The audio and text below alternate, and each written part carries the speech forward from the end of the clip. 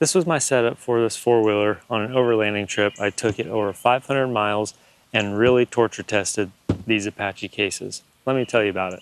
I'll show you in a minute of how I mounted these without strapping them down so I could still use them anytime I wanted. The main reason I had these was for camera gear. In this one, I held my DSLR with 2 lenses, a case for batteries and SD cards, and also my little mic case. In this one, I just held 3 things: my drone, remote, and an extra mic for my DSLR. Immediate access was the key feature I needed for these cases because many times it was just a quick hurry up, get off while we were paused. I unlatched it, popped this open, grabbed out my remote, grabbed out my drone, flattened this back down, hurried up, set everything up. We sat there for like 5 or 10 minutes while I was flying around and getting some shots, and then hurried it up, packed it back up, put the remote back up,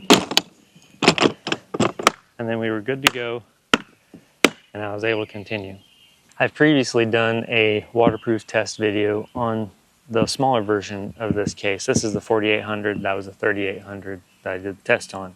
And I did a 3-day test with that case showing the waterproofness of the seal that they put on these. So with that test in mind that I did, and in good faith was trusting that the 4800s would perform the same in keeping out water and dust. And let me just say, the first thing you would probably think of is water being the main thing you want to prevent from getting to camera gear. Dust was the huge issue on this trip. If you want to check out the waterproof testing that I did on the 3800s version of the Apache cases, I'll put the link up there for you to see that. Now, I have not done any cleaning to these cases whatsoever. They were covered in dust, and on the way back from Idaho to here, we went through a lot of rain, and so it did get cleaned off pretty good on the outside. But I just wanted to show you on the inside how it is really clean. Yes, there is dust in here from just my handling in and out, back and forth. You can see traces of that lined everywhere.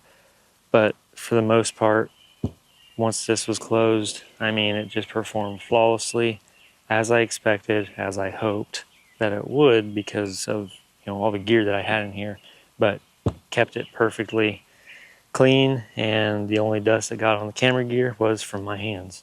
And the same goes for this other side too. You can see here, still extremely clean. The seal on this kept all the dust out that it needed to. The only dust on here was from my hands. While I did not have camera gear in here when it was raining, on the way out we hit some extremely heavy downpours, even a hailstorm, and on the way back all day in the rain, and there was no signs in here of there being any leakage at all. This is going down the road 70, 80 miles an hour, and no signs of being leakage in the cases. Performed like they should and just did the job that they were meant to do. Here's a closer look at the way that I mounted these onto the four-wheeler. Let me take it apart and just show you a better look at how this happened. I just needed to stop real quick and mention that this video is brought to you by me at my other channel, A Who's Your Homestead. I documented this whole overlanding trip, and that is the channel I'm focusing on my little documentaries that I create. So make sure to head over to that channel and subscribe and click the bell so you're notified when I do upload it. If it is already uploaded, I'll have the link to the video down below or in the pop-up card. There are 3 of these specific bolts that are actually holding on each case, and they performed exceptionally well with only one little issue.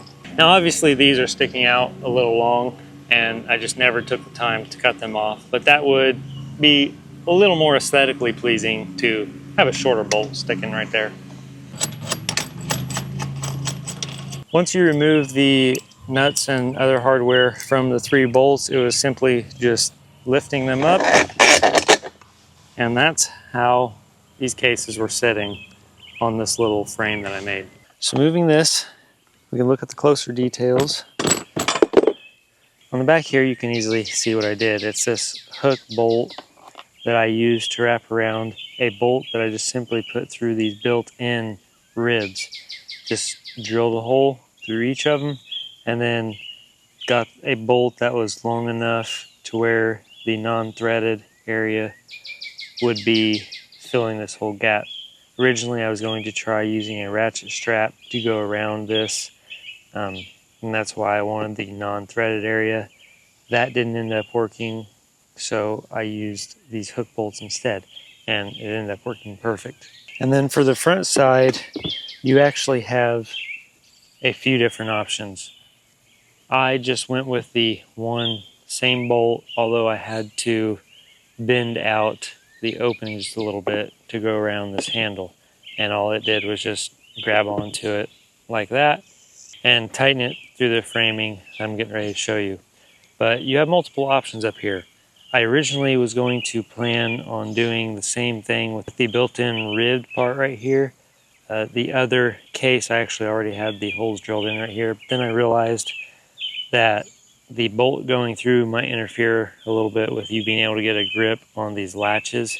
So I'm very glad I did not do that, because when I was really quick accessing this, I was throwing my hands, on these latches real fast trying to do it. So that would have got really annoying if that bolt was covering the space. The second area was these holes that are already built into these handles.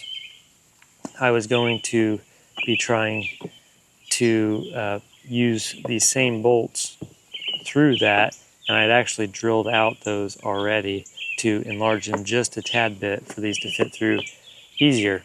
And that can definitely work also. Still a great way to be able to hold this. But I ended up going, because of the way it worked out for the situation, just going with holding the handle.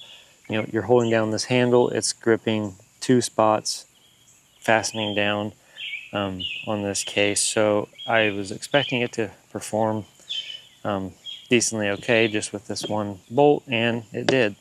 Now for the how part of how these were actually fastened down, this is a framework that I welded together, built out of unistrut, steel strut, whatever you want to call it, that's used for electricians, electric work. And then I just custom made this little framework, and these bolts actually just went through wherever it fit best for that handle. Went through here, and I used these big fender washers to take up the space, and then had a lock washer and a nut.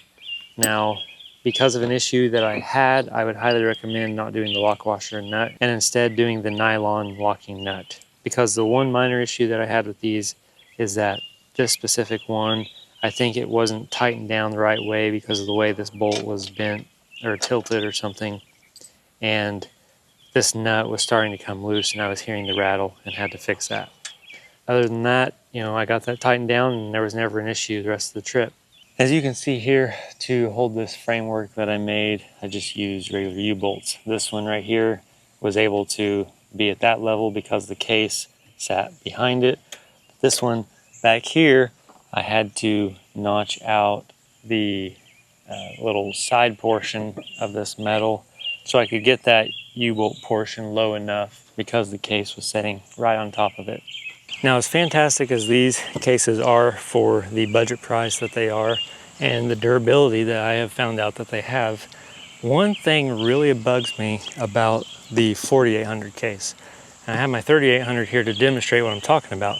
When you open up the latches, they feel tight, and when you lift it up all the way, they stay sticking out like this. They don't go down. So it makes opening and closing this really easy. They don't get down in the way. Now the issue with the 4800 case is that I was constantly running into this issue where you can see that when you lift it up, they're loose and they just stay hanging down. I don't know why they couldn't engineer that the same way in this larger size so they would stick up, because when you go to open this up, get your stuff, and you're done, and then lay it back down, you pretty much have to force it really hard, and sometimes it still doesn't work, and I have to find which one is holding it up, lift out each of them, and just kind of back and forth until it goes all the way shut. That just really bugged me, and I wish Harbor Freight would fix that. Just, I would think you could just add a little more material to the hinge or something just so it's a little tighter and just sticks out. I know it's a minor thing, but boy, that sure bugged the tar out of me.